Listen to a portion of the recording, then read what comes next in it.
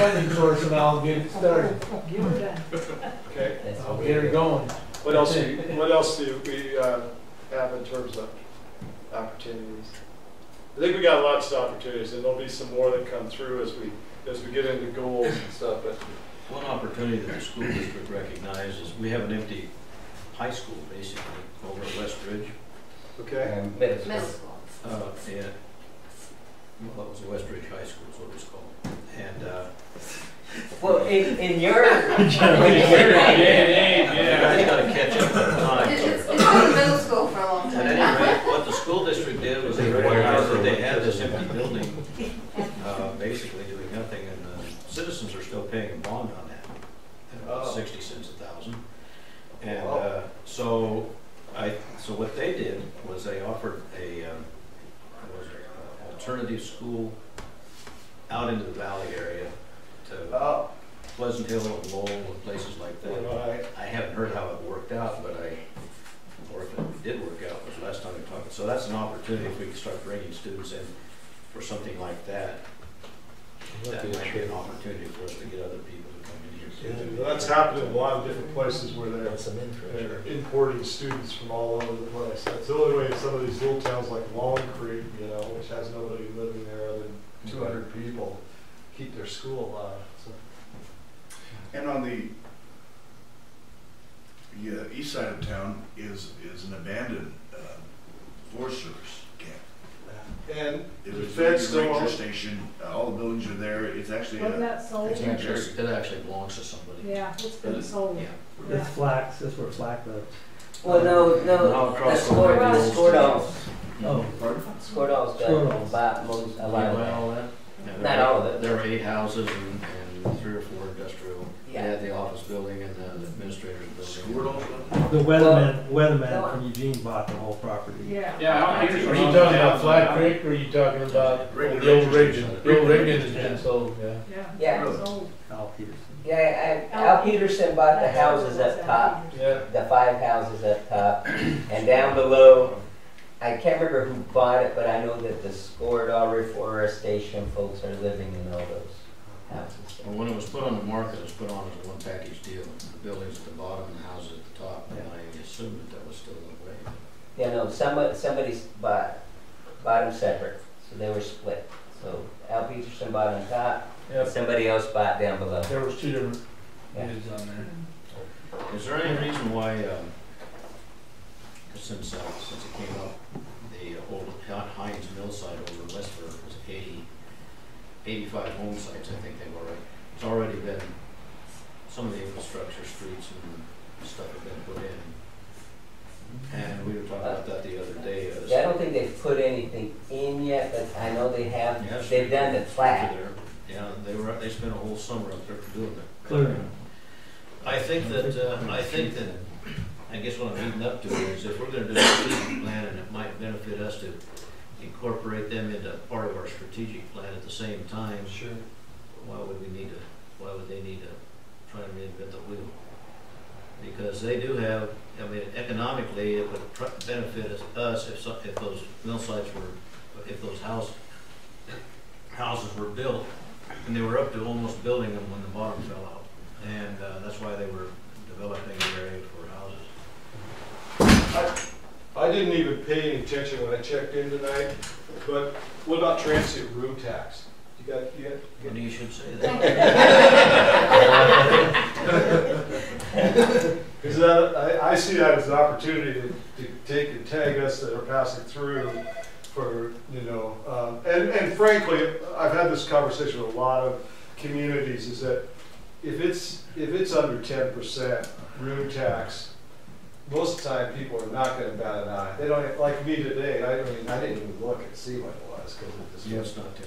Well, now we don't, ours is strictly the Lane County tax because the city itself does not have its own transient room tax. Okay, so Lane County collects it, gives you back a check. Through the formula. Yeah. Yeah, nothing says we can't, but that, Well, people actually check on that?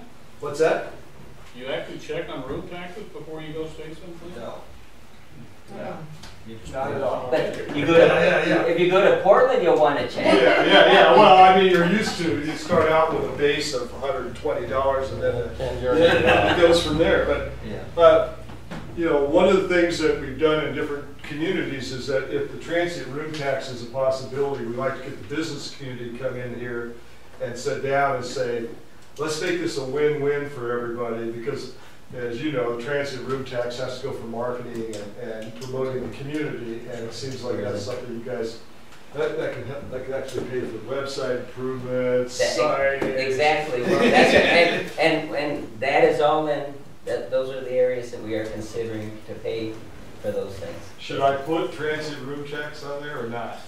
Is Let's see council okay with that? The big argument was that was, Sure. and it's still going on, is the $10,000 of our transient room tax went to the Chamber of Commerce. Okay. But they use it to promote tourism. Sure. Yeah, that's, but they, Oh, now, come on. This is, you open up a can of worms, right? I'm sorry. Yeah, I was gonna say, we quit talking about transient room tax at the last council meeting, didn't we solve that issue?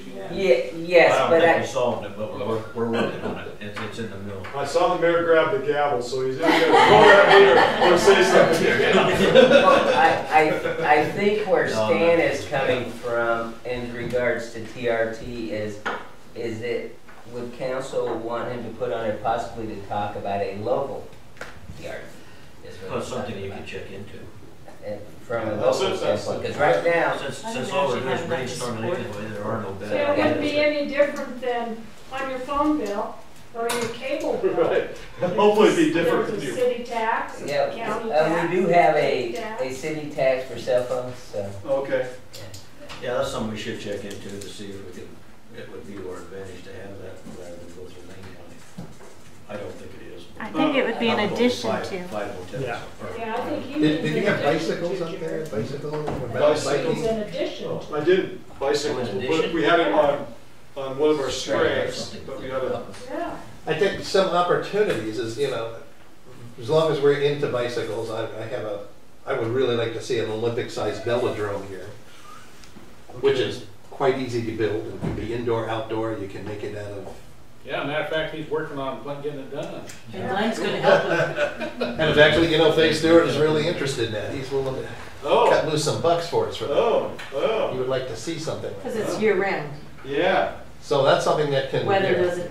What do you call the building that you, the Melodrome? Velodrome. VELO. VELO. Velodrome. You don't see them around here very much. They're kind of eastern. Must be a Massachusetts thing. No, we have a lot. Well, you know, up in Portland, just above Beaverton there, is the Alpenrose Velodrome. Oh, yeah. California has You six. can use that same track for roller derby. Am I right? Yes. Well,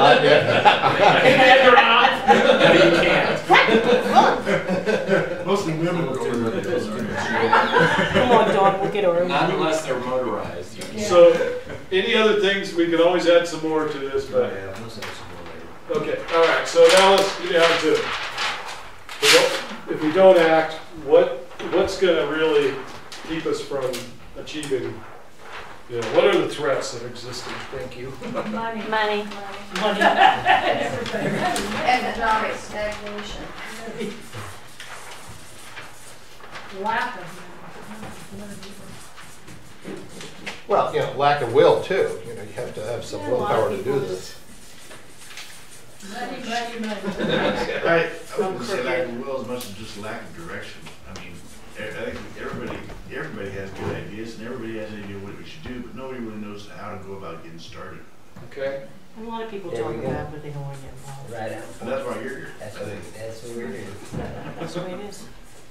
Yeah. One of the things in this town is we're fragmented quite a bit. Several different organizations. Most of them work closely together, but a lot of times they're going off opposite directions, and I think that the fragmentation can be actually fixed. It's a threat. That you just basically, well, I guess what you did, well, you already said it, so it's A just. lack of communication. Guidance and visions. Oh, because of the lack of money, there's a few people fighting over the same pot instead of saying that this pot could be bigger and everybody could keep what they have and just make it bigger pot to throw out of. Yeah, I'm gonna, for my notes on this, I'm gonna call that the zero-sum game. That, you know, we gotta have losers, winners and losers instead of winners and winners.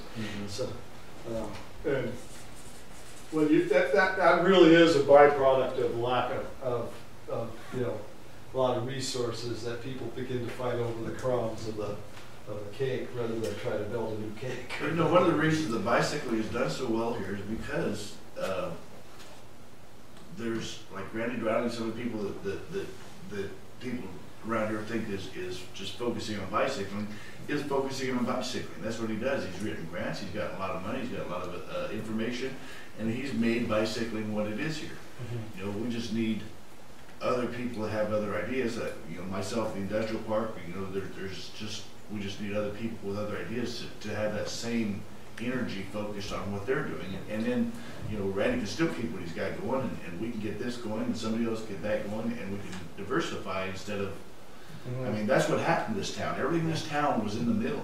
When the mill closed, this town just shut down. Yeah, but this is about, that's free enterprise. Randy took initiative on his own. That's exactly what I'm saying. To go create something. That's what I'm saying, is we should take the same initiative on all these other things and do the same thing. Well, I mean, one of the things, Will step up with a checkbook, though. Well, it You takes know, I wanna people with start money. a biomass industry here.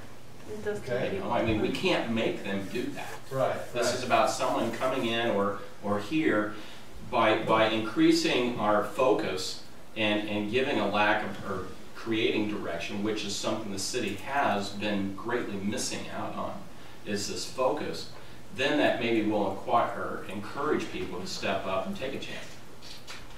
Yeah, so we could talk about that. You know, a lot of times there's different ways to incentivize those entrepreneurial activities, and you know, either low cost leases of land in some cases, or Help with writing grants. yeah, little micro enterprise loans where it's like $5,000, a zero interest loan for 3 years or something to help people. So and we can get grant money to do that because of this is a cynical thing that we call internally we call it the misery index, and that's the unemployment rate, the poverty rate, the low and moderate income rate of the community, the free lunch ratios in the school. Those are the things that are what we cynically call the misery index. But when you have a high misery index, your opportunity index goes up too if you're seeking those funds. So some of this kind of stuff there could be some capitalization of funds to land, community entrepreneurs. You guys could get pretty creative on this stuff, and really it could be captured in this strategic plan, and then that would give us the basis to seek the funds to make it happen. So I'm gonna put lack of focus, since it's come up a couple times, just to hopefully we're gonna fix that through this process. At least there'll be something on paper that if we're not focused, we'll still be able to go back and say, hey, how come we're not focused on this? I mean, I had a conversation with a young gentleman after the last council meeting, and he had a whole list of ideas, and I went crazy. But I think a lot of people have been holding back because of the financial issue we had with the last 2 years. Now that things seem to be steadied and we're moving forward, and the city's coming back around and focusing, and this is happening, and, you know, maybe that'll encourage people to step up and spend some money. Because there is money here. So are there other, I mean, I think we have to put the infrastructure in as a threat. Well, I have a fear that it's already happening, but I have a fear that if people continue to move away, that means you got empty houses, that means your taxes aren't going to be as high, that means your money's going to be less than we got now. So we need to figure out a way to encourage people to stay, and I don't know how you do that yet, but that's kind of one of the things that I'm concerned about. Sure, yeah, legitimate concern. So That goes right down to one of the biggest threats we have is a lack of a good economic base, or a good commerce base of businesses to keep people here, to promote or to build businesses. I mean, they just made the comment earlier, we have another restaurant that's closed. So obviously what's going on in this town isn't even enough to keep different things open, or to generate enough income for those businesses to pay their taxes or whatever needs to be done. We need to find other elements of commerce, other businesses to come in to help build up what's here and help it sustain itself and grow. When you have weaknesses, number one, lack of medical services is killing us financially. Because the EMS getting caught in the shorts every time it makes a run to town. Because lack of Medicare or Medicaid funding. Actually, that is an actual threat. Possible a reduction of Medicare, Medicaid reimbursements. Yes, but your collection rate is terrible. Your collection rate on when you bill out an $1,800 or $2,500 run, your collection rate is, even though you put it through another guy, what was it, 50% or 60%? No, less than that. I can't remember if it was 40 or 60. It's not the collection, it's what Medicare and Medicaid will pay. Yeah. No, that's only part of it, but if we bill somebody out, you know, why don't we set up a plan to collect from somebody? Because our fire department takes assignment. Yeah. By assignment, that means you'll take whatever they pay. Yeah. Period. And we Don't can't take chase anything them. else. Like most small towns. So, Well, but everybody's- so if you were to. Everybody has health insurance now, according to Obama. You have to I don't have have insurance. We all have to have. So, are we all, is every time the ambulance runs now, is it always on Medicare? Or is it A lot on? of times, a lot of it. If you Well, I if you realize look it's at now, our but we calls, have- the average age is over 50, way over 50, you know, 60s and 80s. So, And those people are on Medicare, and we take assignment. My thrust on that is, why don't we find out how we can go about not having to take assignment? Then you can go to collections and collect the money. But see, now I have a secondary sauce, you know, to cover that 80% gap. And they pay the difference. So when I have Pacific sauce and they carry, you know, they, Here's a question. Supplemental insurance. And it may not have anything to do with this, but it has something to do with the CMS. And Louis and I talked about this the other day, about starting to think out of the box a little bit in regards to how do we stop this problem with this continuous EMS shortfall. Wouldn't it almost, and I don't know if we can do it, but wouldn't it almost pay us to put everybody on firemen? We can't put anybody on fire bed. It's a voluntary thing. I understand that. We can't say you're going to be on fire bed. And I get that, but I'm just saying, couldn't we make that a strong encouragement? Take it off the water. We could certainly market it, and right now we have a pretty strong position because there is no real medical in town. What we have is kind of a clinic that's open maybe 6 hours a day, and the rest of the time the fire department's pretty much is the clinic. They can't treat on scene, so they have to transport. It's kind of catch-22. So if we were to market FireMed, well, we used to get about 600 people a year on FireMed. I'm not sure, it's just now going into that season where they're starting to sign up in the next month or two. But we can certainly push that. And right now, it's really still a pretty good deal. I think they're paying $55 for FireMed. 75. 75, and then if they Is want that to, year? yeah, which picks That's a up, household. Per household. Yeah. Correct. yeah, per household, no matter how many's in the household.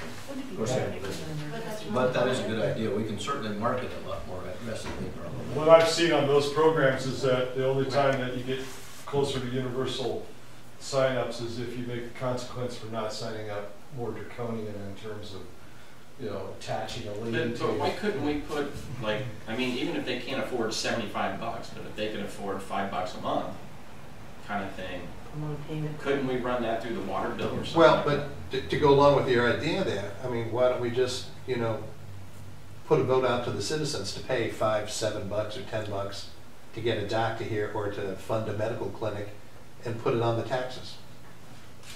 I'd be happy to do that. If we had an emergency Well, room. I need a doctor. We're all gonna need one. We One wouldn't of be the things going we're in. working on right now, it's on our list, and we hope to get it in the strategic plan, is the medical. And we've already had that discussion a couple of years ago and had everybody all ramped up to come in here and work on that. I think Eddie, you were involved in that.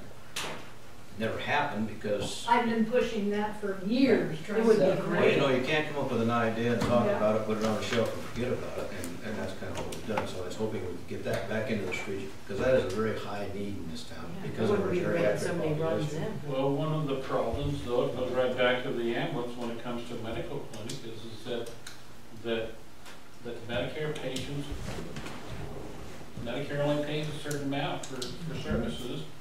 And what I heard is that most of the clinics at that time, and Greenwater's included, they started eliminating and saying, we're only gonna take so many Medicare patients, period. That's And that's okay. all based upon the income that they get from Medicare. And For not, and treatment Medicaid. Medicaid's even worse than Medicare, Yeah. because a lot of people on Medicare at least have a supplemental insurance to go along with it. Medicaid's, that's it. Louis, you had something you wanted to Yeah, say? yes, we are exploring a federally qualified health Okay. center, so an FQH. What? Federally qualified health center. And that was something, the mayor got a hold of Senator Wyden's office to give us some direction on how to go with that, and I have downloaded most of the stuff for that, and we're starting to explore that slowly. So. Yeah, and we just built a new federally, well, we didn't build it, we did the grant work, but for the Federal Quality Health Center in Boardman, so that was a $2.9 million facility that most of it was paid for by private grants and federal government, because it was an FQHC. Yeah, yeah, so that's. And a lot of the Medicare and the Medicaid all would fall all into.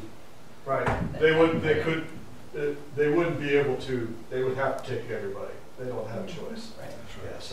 Yeah, so, anything else on threats? I want to, what James was talking about, and I already forgot most of what he just mentioned. It's the accent. Zoom. It's the accent. But the last piece that he was discussing right before I went into the FQHC. He was talking about setting up clinic. First thing he was talking about was, before that was back to the fire med program. He was talking about a tax for Tax. people. Thank you, that's one. If we could just put that somewhere, so Okay. we don't forget it. Put a bond or property tax, I mean, you know, that I would pay for, as much as I don't have the money on a fixed income. I think a lot of people. Pay for what? Well, pay for get a doctor, Some get a type of building a, some clinic. type of a medical Cut your district finger off, they or, can stitch it up kind of thing. yeah, you know, that's thinking So you out. don't have Yeah. Definitely. Now, having had doctor friends, I know, you know, when they start out, you know, so a lot of them come to these little places and they call them a doc in a box, which is just a building and he's there, you know, on call, and That's really what we're talking about anyway. Yeah. he does his time there. I'm not talking about a hospital. Well, there's a lot of good examples of that around the state, you know, that small communities that have set up medical districts and have a lot of them have nurse practitioners in there, which They're fine. become beloved by the community because they're providing primary care. That's what we have here. That is all we have We've got here a, We have a we've got a PA. physician's Yeah, okay, assistant. physician's Yeah. assistant, yeah. So So that's that's the- lower Yeah. than nurse Yeah, practitioners. nurse practitioners up one. Yeah. Okay. Okay, so I'm ready to abandon this if you guys are. We have that, Next thing is to go through departmental goals, so, Does anyone need to take a 3-minute break? sure, if you want to. Of course always I look to do. Rayetta because she's my. All right. Thank you. That's because I'm old and I have TB. I gotta stand up. Take a